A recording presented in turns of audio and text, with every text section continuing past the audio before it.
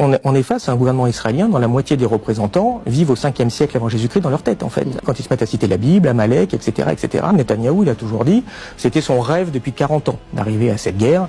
Donc ils sont tous très contents, on sait très bien qu'ils sont à l'origine du truc. Trump, il a très bien compris, il a fait la boulette de sa vie. On regarde bien ce qui s'est passé. Il y a un nouveau guide suprême. Le fils du précédent. Alors, il vient d'être nommé, mais qui est au courant qu'ils lui ont tué sa mère aussi dans le bombardement, qui est au courant qu'ils lui ont tué sa sœur, qui était aussi là-dedans, qui est au courant qu'ils lui ont tué son beau-frère, la sœur était avec son mari, et qui est au courant qu'ils ont tué sa nièce de 14 mois. Est-ce qu'on est au courant qu'ils ont tué sa femme au nouveau aussi? C'est-à-dire que les Israéliens ont tué la femme de l'ancien et la femme du nouveau. C'est la libération de la femme iranienne, en fait.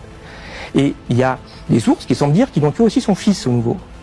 Je viens chez toi, et puis je tue tes 2 parents, ta femme, ta sœur, ta nièce, ton beau-frère et ton fils.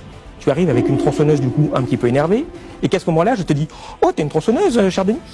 Je pense que c'est le moment de faire rapper, peut-être. On pourrait peut-être faire un cessez-le-feu. Qu'en dis-tu?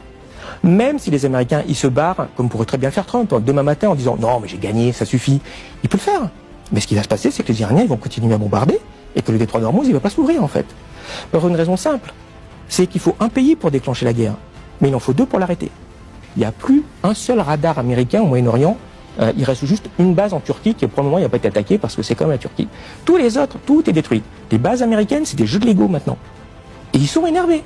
Ils sont forcément énervés. J'allume la télé. Je vois Netanyahou. On peut réfléchir à 2 secondes pourquoi il y a un criminel recherché par la Cour pénale internationale qui est sur ma télévision, en fait.